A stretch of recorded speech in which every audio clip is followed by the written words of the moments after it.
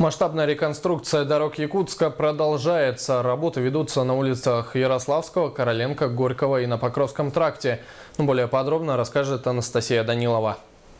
Весной этого года мэрия Якутска объявила аукцион на проведение капитального ремонта улично-дорожной сети города. Согласно документации, более 20 участков города должны быть отремонтированы до конца октября 2017 года. Всего на капитальный ремонт дорог предусмотрено в бюджете 2 миллиарда 377 миллионов 918 тысяч 666 рублей. Конкурс на проведение ремонта улиц города выиграла компания «Дорис». В 2015 году у нас запланировано строительство, ремонт 8 дорог, включая перекрестки. Это улица Ярославского, Короленко, Горького, Курашова, Покровский тракт, перекрестки улиц Дзержинского, Кальвица, Федора Попова.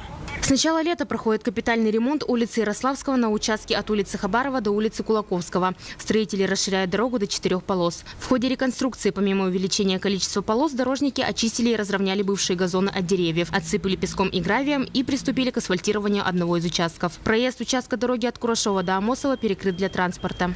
Улица Ярославская от Хабарова до Кулаковского. Километр 700. Интенсивность этой машины увеличивается, и необходимость пришла для уширения проезжей части. В этом году помимо улицы Ярославского реконструкция пройдет еще на 20 участках. Напомним, в прошлом году полной реконструкции был подвергнут участок от автодорожной до поста ГАИ. Однако после автодорожной дорога сейчас больше напоминает проселочную, где местами даже нет асфальта. Но уже сегодня на Покровском тракте идут масштабные работы на участке от улицы Чернышевского до автодорожной. И вскоре реконструкция будет завершена. С учетом пожеланий жителей, водителей, это все учитывается. Сейчас вот нынче расширяется, все говорили, что узкие дороги, 4 полосы будут от Хабарова до улицы Кулаковского.